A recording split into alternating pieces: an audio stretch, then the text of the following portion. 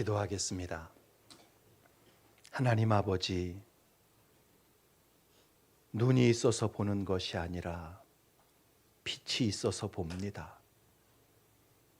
귀가 있어서 듣는 것이 아니라 공기가 있어서 듣습니다. 오늘 말씀이 선포될 때 성령께서 감화 감동하지 않으시면 그 말씀이 우리에게 생명이 되지 못하고 유익이 되지 못하는 줄로 압니다. 이 시간 성령께서 우리 성도들의 마음밭을 겸손하게 하시고 옥토가 되게 하여 주셔서 주의 말씀이 심겨질 때 30배, 60배, 100배 결실하는 은혜가 있게 해 주옵소서. 예수님의 이름으로 기도드립니다. 아멘. 큰 권한이 주어진 사람에게는 큰 책임이 따르게 마련입니다. 우리 정영준 집사님 기도하신 것처럼 지난 수요일에 지방 선거가 있었지요.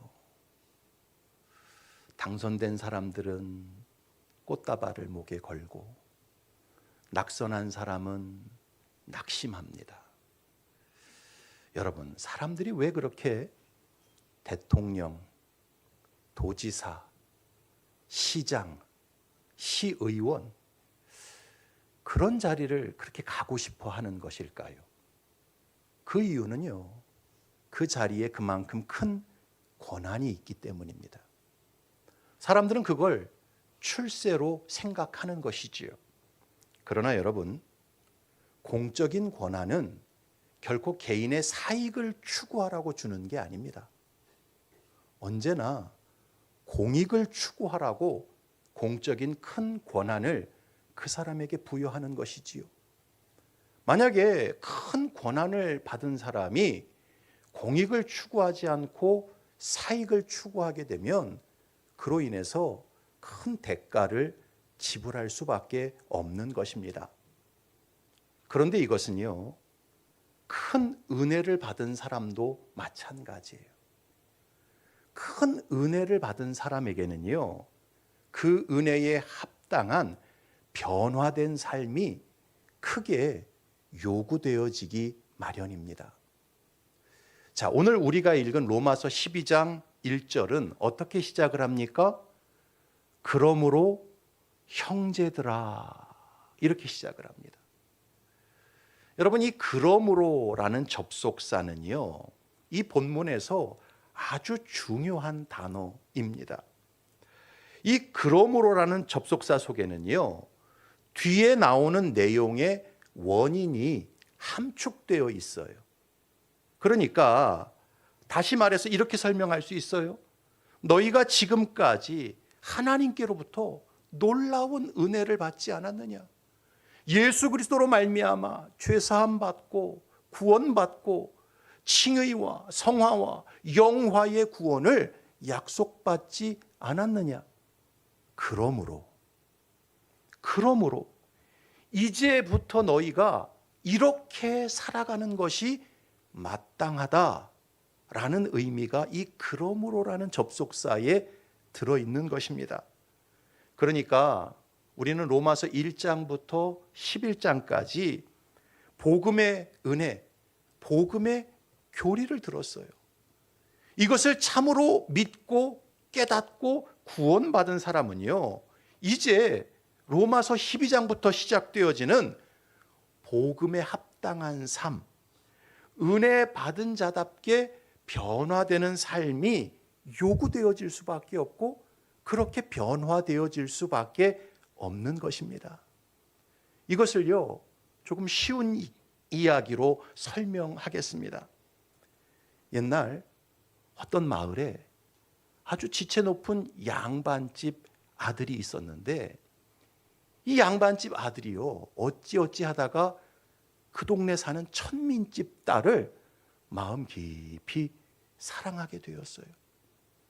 요즘이야 신분의 구별이 없지만 옛날에는 반상의 법도가 엄연하지 않았습니까?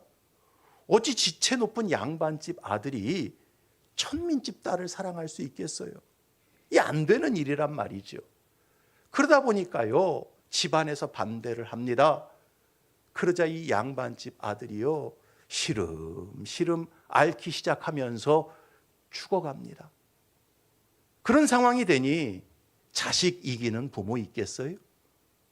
그 양반집에서 그 자식을 죽일 수 없기에 그 천민집 딸과 결혼을 시키게 됩니다. 자, 이제 날을 받아 놓았어요. 양반집 아들과 천민집 딸이 결혼할 날짜가 점점 다가옵니다. 그런데요, 날짜가 다가올수록 이 천민집 딸 마음에 근심이 생기는 거예요. 어떤 근심이냐? 나는 평생 천민집 딸로 살았는데 저 지체 높은 양반집에 들어가서 어떻게 생활하면 좋겠나? 나는 양반의 법도를 모르는데 어떻게 살면 좋겠나? 이 근심 때문에 잠이 안 오는 거예요. 이 천민집 딸이요, 하루가 다르게 야위어 갑니다. 그것을 보다 못한 이 천민집 딸 어머니가 그 딸에게 그렇게 이야기를 해줍니다. 얘야, 양반집 법도라는 게 뭐 별게 있겠느냐? 너 그 집에 시집을 가거든 그저 말끝마다 님자만 붙이거라.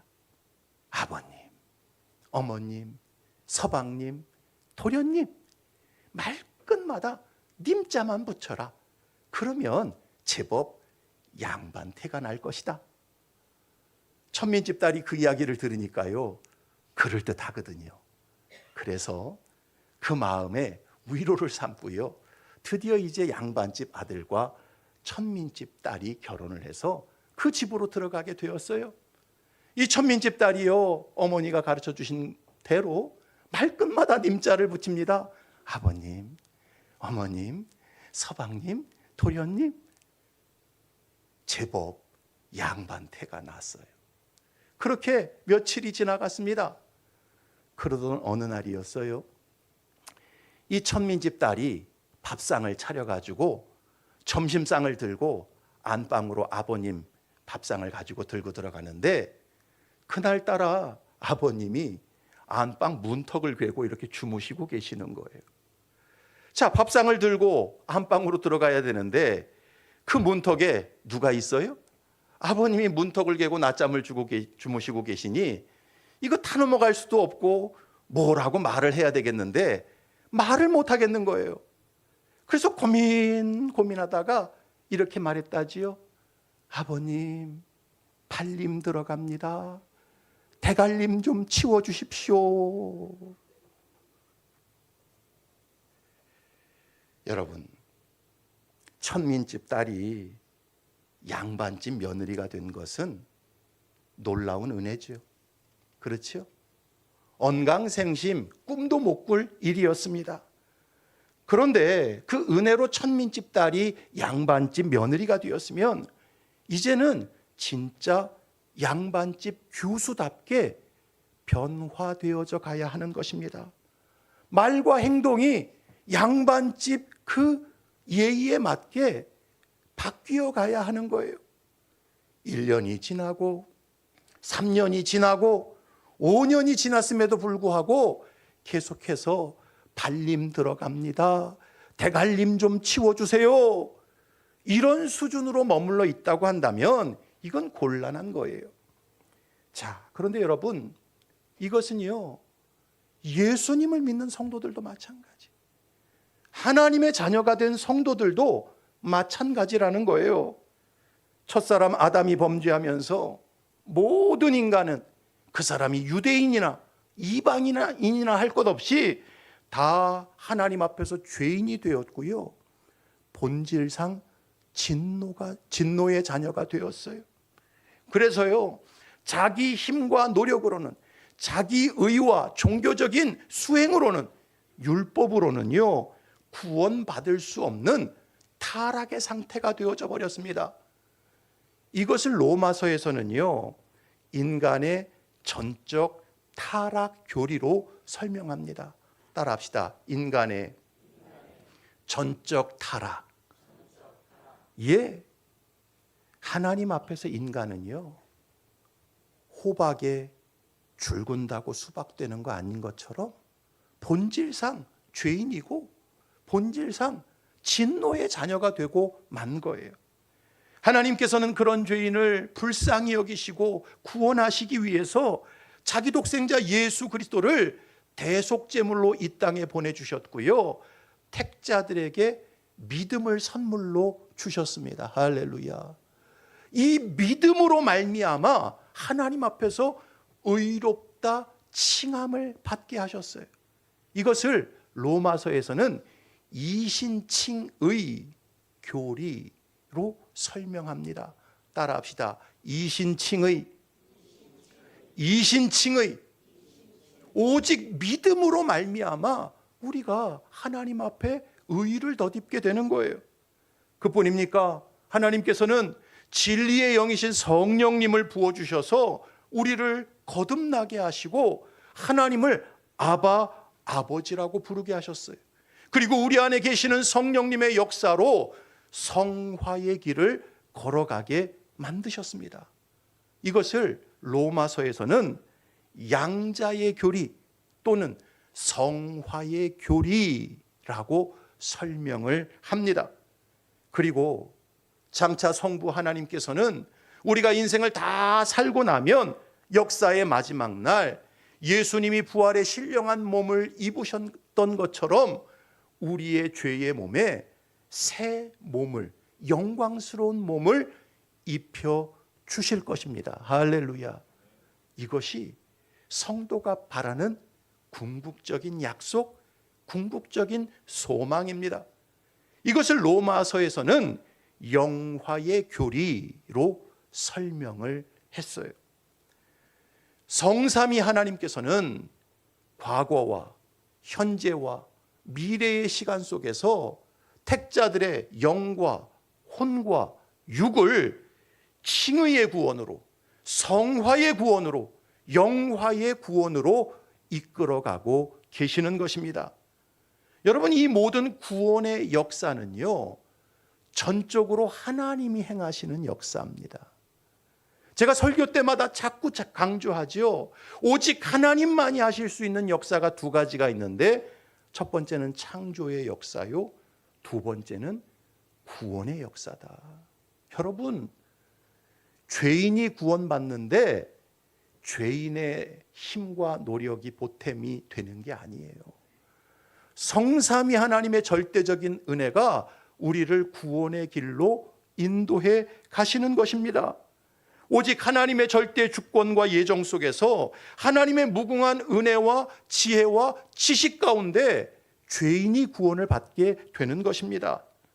그래서 사도 바울은 이 로마서 1장부터 11장까지 인간을 구원해 가시는 그 놀라운 복음의 교리를 다 설명하고 난 다음에 하나님을 찬미합니다.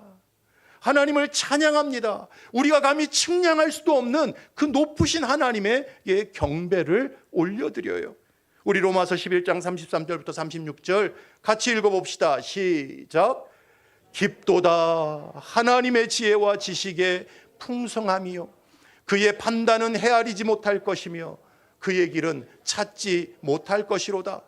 누가 주의 마음을 알았느냐? 누가 그의 모사가 되었느냐? 누가 주께 먼저 드려서 갚으심을 받겠느냐? 이는 만물이 주에게서 나오고 주로 말미암고 주에게로 돌아감이라. 그에게 영광이 세세에 있을지어다. 아멘. 저와 여러분은요, 전적인 하나님의 예정과 부르심과 칭의와 성화와 영화의 역사를 통해서 죄사함을 받았습니다. 할렐루야. 하나님의 자녀가 되었고 영원한 생명과 나라와 기업을 상속받는 자들이 된 것입니다. 그렇다면 이렇게 큰 은혜를 받은 우리에게 하나님께서 제일 먼저 요구하시는 게 무엇일까요? 제일 먼저 우리가 어떻게 변화되기를 바라실까요? 그것은요, 바로 하나님께서 받으시는 참된 영적 예배, 이것을 드리며 사는 존재로 바뀌기를 원하시는 거예요. 오늘 1절 말씀 같이 한번 읽어봅시다. 시작. 그러므로 형제들아, 내가 하나님의 모든 자비하심으로 너희를 권하노니 너희 몸을 하나님이 기뻐하시는 거룩한 산 제물로 드리라. 이는 너희가 드릴 영적 예배니라. 복음의 큰 은혜를 받은 자에게 하나님께서 처음으로 변화되기를 바라시는 주제가 바로 예배라는 것입니다. 여러분, 첫사람 아담과 하와가 마귀의 유혹에 속아서 범죄하고 타락하게 되어졌지요. 그런데 그 범죄와 타락의 본질이 뭔지 아십니까? 바로 예배의 대상을 바꿔버린 것이었어요. 만물의 창조주요 만유의 주제이신 하나님을 더 이상 예배의 대상으로 삼지 않고 자기 자신을 예배의 대상으로 삼아버린 것이 바로 인간이 저지른 범죄와 타락의 본질인 것입니다. 여러분, 마귀가 하와에게 다가와서 거짓으로 유혹했던 그 말을 한번 다시 읽어봅시다. 창세기 3장 4절 이하 읽어봅시다. 시작. 뱀이 여자에게 이르되 너희가 결코 죽지 아니하리라. 너희가 그것을 먹는 날에는 너희 눈이 밝아져 하나님과 같이 되어 선악을 알 줄 하나님이 아심이니라. 마귀가 하와에게 거짓말로 유혹했던 말은요, 너희가 저 선악과를 따먹기만 하면 더 이상 하나님을 예배하며 살 필요가 없다는 것이었어요. 더 이상 하나님이라는 존재에게 종속되어 살 필요가 없다는 뜻이었습니다. 저 선악과를 너희들이 따먹기만 하면 너희 자신이 하나님이 되고 스스로를 예배하면서 자유롭게 살아갈 수 있다라고 유혹했던 것입니다. 그 말을 받아들이고 선악과를 따먹었어요. 예배의 대상을 바꿔버린 것, 이것이 인간 범죄와 타락의 본질인 것입니다. 따라서 여러분, 사람이 예수 그리스도를 진정 구주로 믿고 구원받게 되면 복음의 교리, 로마서 1장부터 11장까지 바울이 전한 그 복음의 교리를 진정으로 받아들이게 되면 제일 먼저 어떤 변화가 나타나느냐? 예배의 대상의 변화가 나타납니다. 예전에는요, 자기 자신이 하나님이 되어서 자기가 원하는 것을 추구하며 사는 것이 자연스러웠어요. 그게 당연한 일이었습니다. 그러나 예수님을 참으로 구주로 영접하고 구원받게 되면, 성령이 그 속에 내주하시게 되면 하나님을 생명의 주인으로 모시게 되고요, 하나님이 원하는 것을 추구하며 살아가기 시작합니다. 그 첫 스텝이 뭔지 아세요? 바로 그것은 주일이면 하나님을 예배하는 거예요. 예수님을 구주로 믿기 전에는요, 삶 속에서 자기가 하나님이 되고 자기 자신을 예배하며 살았어요. 이 세상의 주인공은 나라고 하는 생각에 꽉 붙잡혀 살았어요. 그러다 보니까 일주일에 7일을요, 내 마음대로 사용하고 살았습니다. 주일날에도요, 산으로, 들로 내 마음대로 돌아다니는 거죠.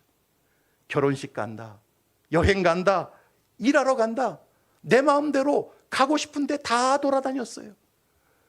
특별한 일이 없어야 교회 나와 앉아 있었지요.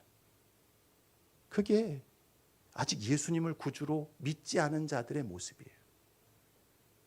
그러나 내가 죄인인 것을 깨닫고 예수님의 십자가의 구원이 믿어지고 하나님을 진정 나의 영의 아버지로 모시게 되면요, 주일날 절대 다른 곳으로 가지 않아요. 오직 하나님 앞에 나와 예배합니다. 할렐루야. 진짜 구원받은 사람, 진짜 복음의 교리를 믿는 사람은요, 인생의 스케줄을 짤 때 언제나 주일 예배를 중앙에 놓고 스케줄을 짜요. 주일은 하늘이 두 쪽이 나도 하나님을 예배하는 날로 설정하고 살아갑니다. 하나님을 예배하는 것, 주일에 하나님을 경배하는 것이 내 삶의 1순위가 되는 거예요. 여러분, 이것이 진짜 예수 믿는 사람의 변화예요. 십자가의 은혜로 구원받은 사람의 모습인 것입니다. 따라서 여러분, 잘 들으세요. 아무리 교회를 오래 다니고 아무리 중요한 직분을 걸치고 봉사를 많이 했어도 주일날 아무렇지 않게 다른 곳으로 돌아다닐 수 있는 사람들은요, 참으로 복음의 교리를 믿는 사람이 아닌 거예요. 하나님께서 지옥에 던져질 내 영혼을 구원하시기 위해 자기 독생자를 희생시켰다는 사실을 진짜 믿는 게 아닌 것입니다. 본질상 진노의 자녀였던 나를 성삼위 하나님께서 창세전에 예정하셨고 부르셨고 칭의와 성화와 영화의 구원으로 건지신다는 사실을 믿는 게 아닙니다. 왜냐하면 사람은요, 자기가 믿는 대로 행동하며 사는 존재이기 때문입니다. 따라합시다. 사람은 자기가 믿는 대로 행동하며 사는 존재다. 사랑하는 성도 여러분, 하나님께서 이스라엘 백성들에게 10계명을 주시면서 제4계명 안식일을 기억하여 거룩하게 지키라고 분명히 명령하셨지요.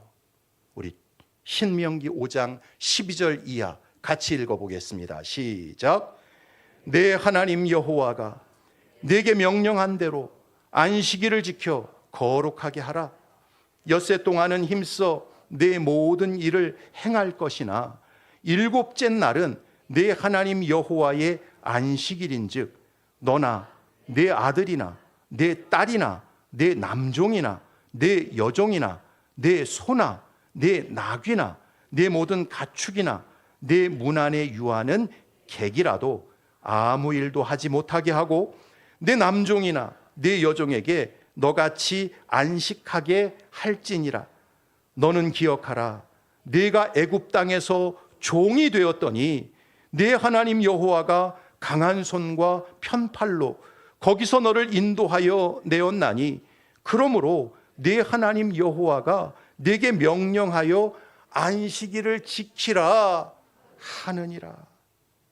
하나님께서는요, 이스라엘 백성들을 은혜로 창조하셨을 뿐만 아니라 은혜로 애굽 땅에서 구원해 내셨습니다. 할렐루야. 그래서 그들에게 안식일을 지키라 라고 명령하셨습니다. 그런데 여러분, 이것은요, 신약의 성도들도 마찬가지예요. 하나님께서 저와 여러분을 은혜로 창조하셨고 예수 그리스도의 십자가의 은혜로 구원하셨습니다. 따라서 성도는 이제부터 이 땅을 살아갈 때 나를 예배하고 살 것이 아니라 하나님을 마땅히 예배하고 살아야 하는 것입니다.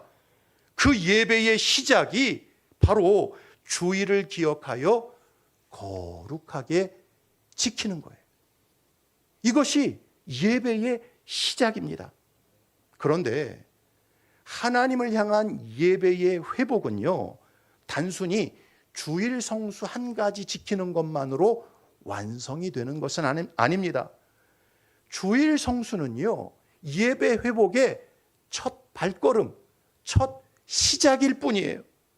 오늘 본문 1절을 보게 되면 하나님을 향한 성도의 예배가 삶 속에서 어떻게 드려져야 하는지 더 구체적으로 말씀하고 있습니다.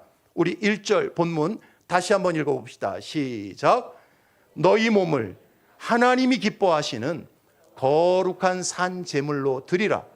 이는 너희가 드릴 영적 예배니라.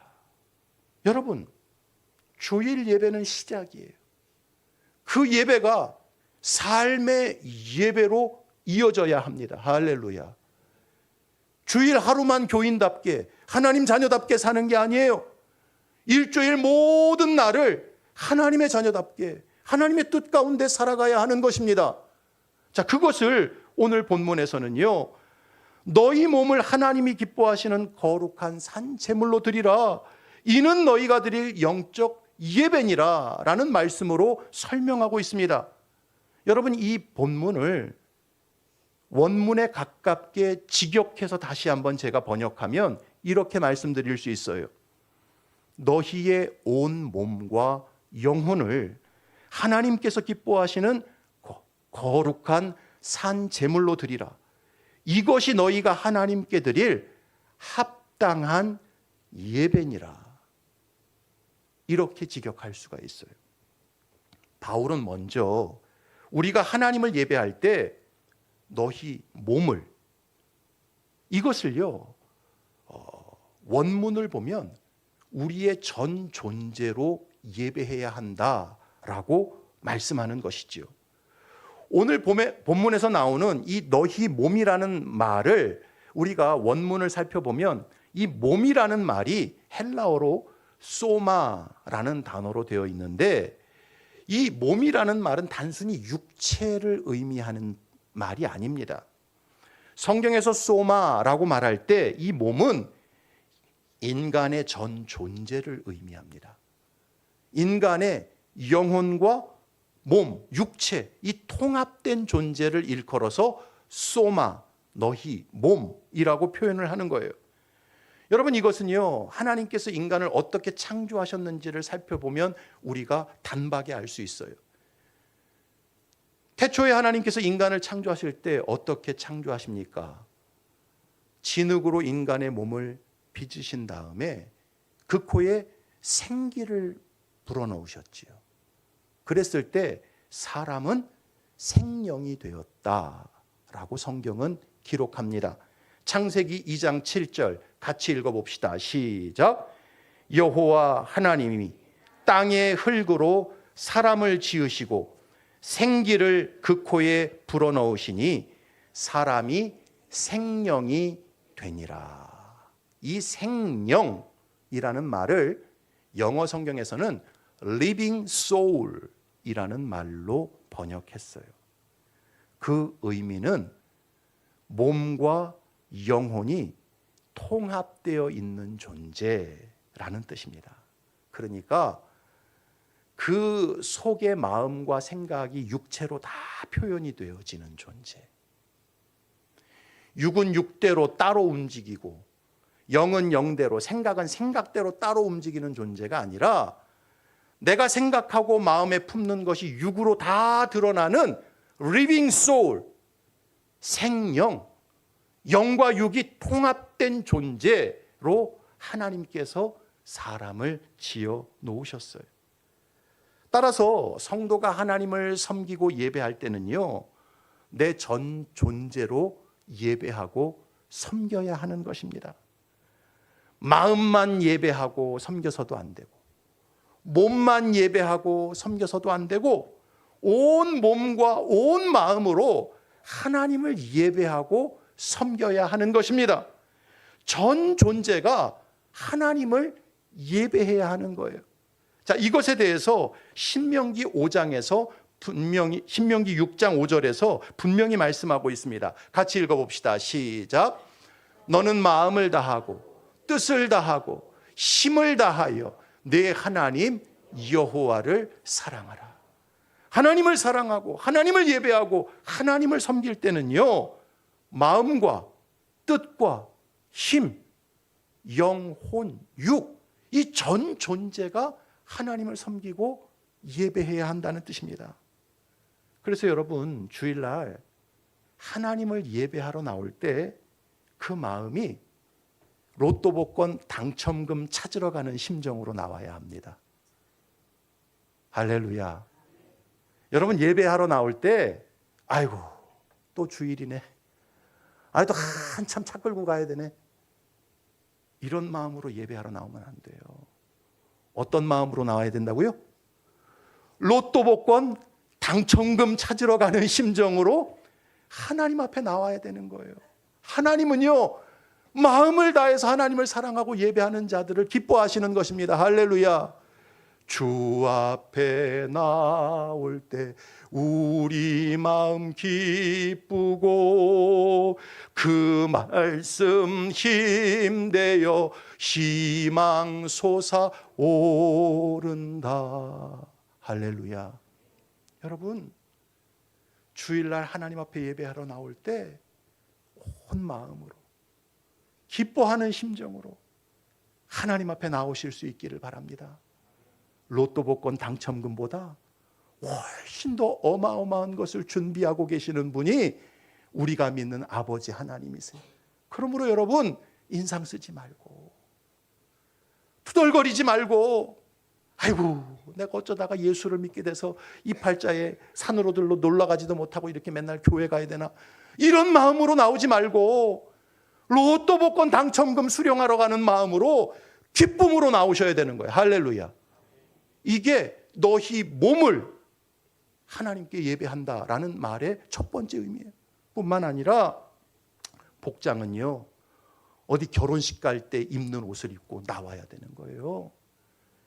주일날 만유의 주제이신 하나님 앞에 나오면서 반바지 차림에 쓰레빠 끌고 나오지 말란 말이에요.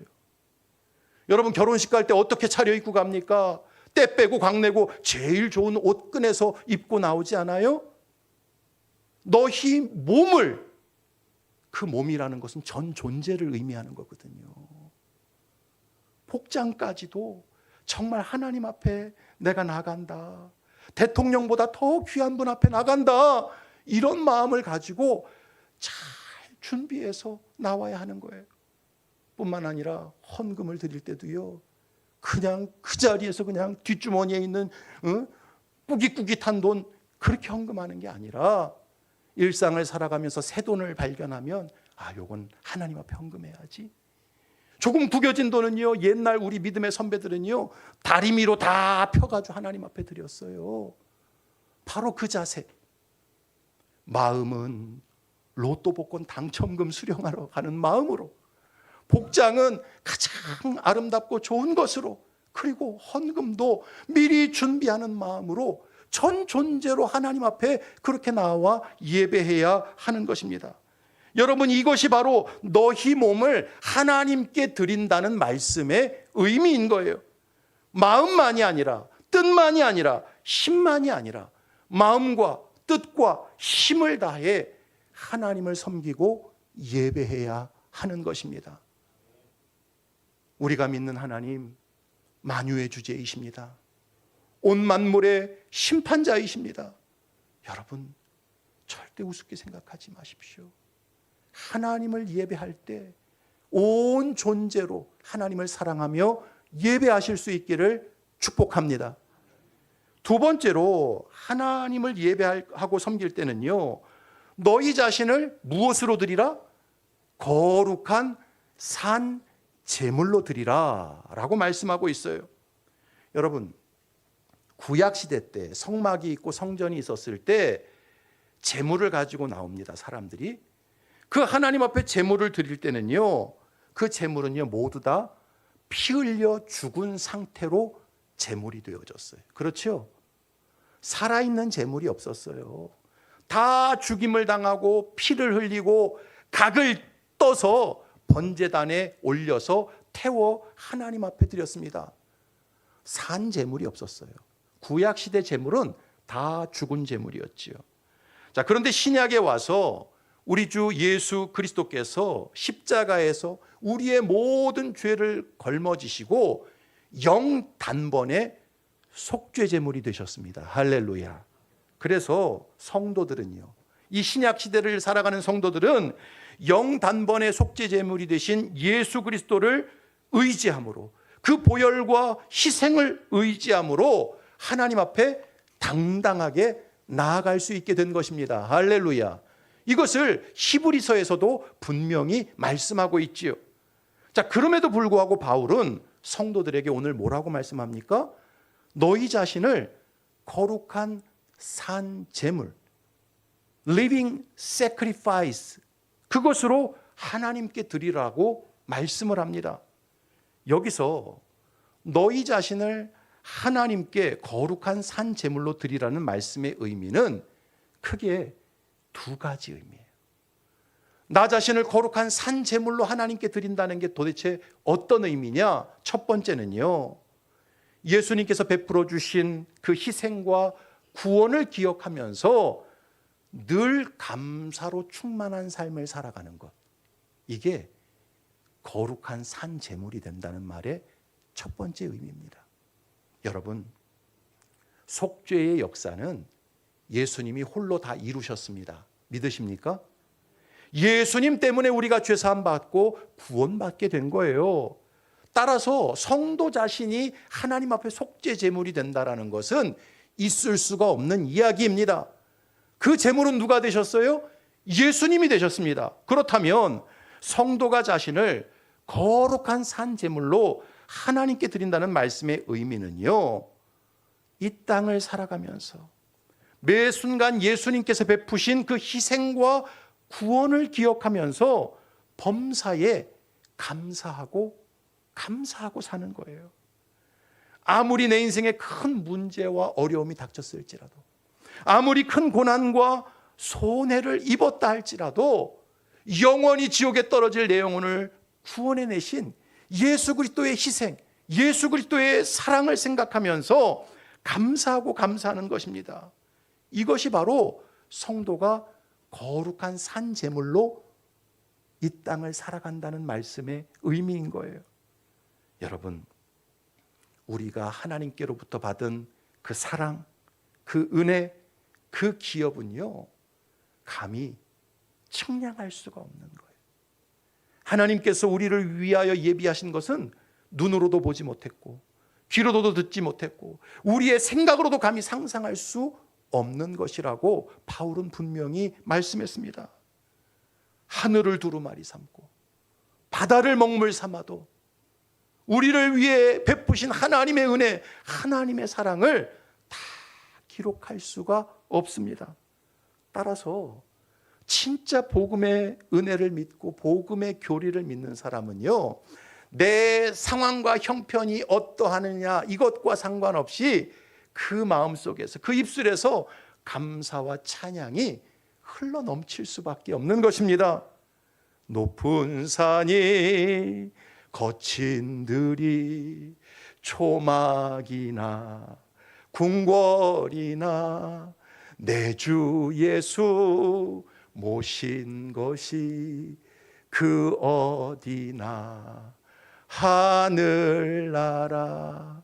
할렐루야. 범사의 감사와 찬송이 터져나와야 하는 거예요.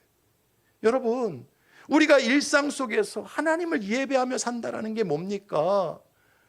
늘 하늘을 바라보고 하늘을 향해서 손을 펴는 게 예배예요? 아니요. 하나님께서 내게 베푸신 은혜와 사랑 때문에 늘 감사하는 거예요. 할렐루야. 조금 어려움이 닥쳐도, 조금 손해가 있어도, 조금 고통이 있어도, 야, 이거 아무것도 아니야. 내가 받은 은혜를 생각하면 이건 정말 조족지혈이야. 하나님이 내게 얼마나 큰 사랑과 기업을 주셨는데, 그걸 생각하며 감사하고 감사하는 것이 거룩한 산 제물로 삶의 예배를 드리는 사람의 모습인 것입니다. 사랑하는 성도 여러분, 여러분 진짜 예수님을 믿으십니까? 믿으십니까? 하나님의 구원을 믿으십니까? 그렇다면 원망하거나 불평하지 말고 언제나 감사하고 찬송하며 살아가실 수 있기를 바랍니다. 이것이 거룩한 산 제물로 살아가는 성도의 모습인 거예요. 두 번째, 이 거룩한 산 제물로 살아간다는 것은요, 내 뜻은 죽고 오직 하나님의 뜻, 하나님의 말씀에 순종하며 살아가는 것을 의미합니다. 종교개혁자였던 칼빈은요, 이 거룩한 산 제물이라는 구절을 이렇게 해석했습니다. 잘 들어보세요. 우리 자신을 온전히 하나님께 바쳐서 나 자신의 뜻은 죽고 하나님의 뜻대로 살아가는 상태가 거룩한 산 제물의 상태다.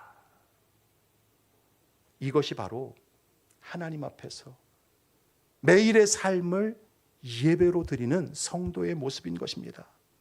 매 순간 옛사람의 정욕과 혈기와 탐심을 따라 살지 않고 하나님의 말씀에 순종하고 하나님의 뜻에 복종하며 살아가는 것이 진짜 예수 믿은 성도들의 거룩한 산 제물로서의 삶인 것입니다.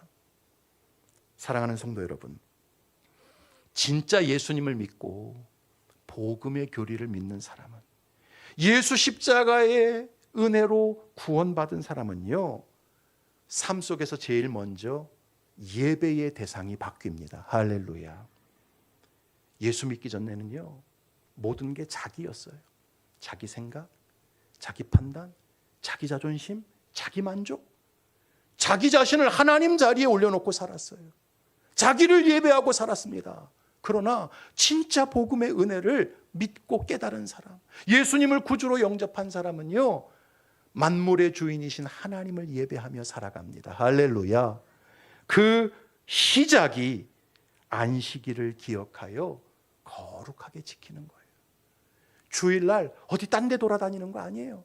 특별한 일이 없어야 예배 나오는 거 아닙니다. 주일이면 하늘이 두 쪽이 나도 하나님 먼저 예배하는 거예요. 할렐루야. 그게 진짜 예수 믿는 사람인 것입니다.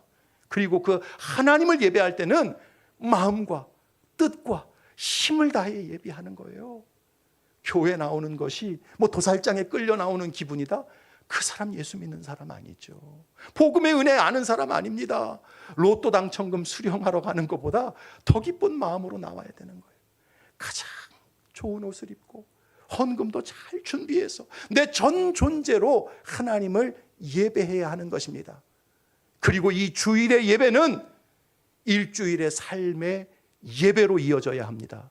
그것이 거룩한 산 제물로 사는 거예요.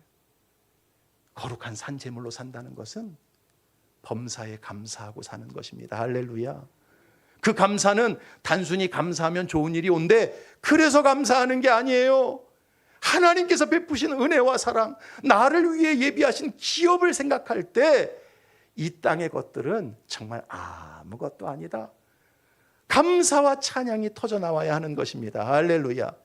그리고 이제는 내 자존심대로, 내 옛사람의 욕망대로 살아가는 것이 아니라 하나님의 뜻을 알았으면, 하나님의 계명을 알았으면 이제 거기에 복종하고 순종하며 살아가는 거예요. 바라기는 저와 여러분들이 진정 예수님을 구주로 영접하셨다면, 하나님의 자녀가 되셨다면 이런 참된 예배자로 남은 생애를 살아가실 수 있기를 주님의 이름으로 축원합니다.